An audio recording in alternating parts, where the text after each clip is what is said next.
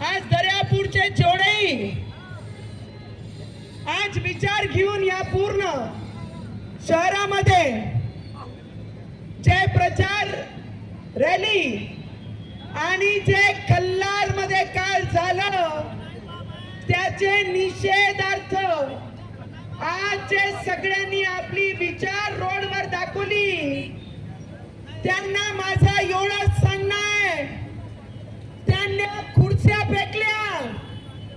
त्यांनी बेब्लेड चालवल्या,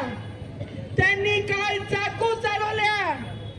त्यांना माझा एवढंच सांगणं आहे, अरे अजूनही महाराष्ट्रामध्ये डॉक्टर बाबासाहेब आंबेडकरांचे विचार आणि छत्रपती शिवाजी महाराजांचे रक्त घेऊन मावळे जिवंत आहे आणि आज पूर्ण भारतात ज्या पद्धतीने एक बाईवर खुर्ची पायी फेकण्याचा, अरे मला माझ्यावर थुकण्याचा जे प्रकार त्या कल्लार मध्ये केलाय, अरे या सगळे चुवांना माझा एवढंच सांगणं आहे, अरे माझे पदाचा पराभव झालाय, या सगळे चुयांना माझा एवढंच सांगणं आहे, शेरनी अभी भी जिंदा है।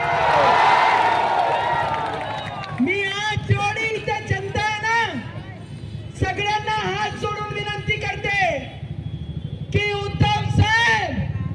जनाब उद्धव साहेब, तुमचे दिलेले जे तालुका अध्यक्ष खल्लारचे, जे गावाचे सरपंच आहे,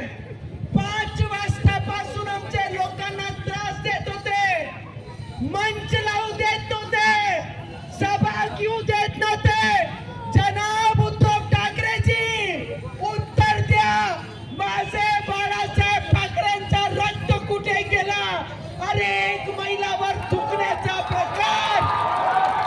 एक महिलावर खुर्ची फेकण्याचा प्रकार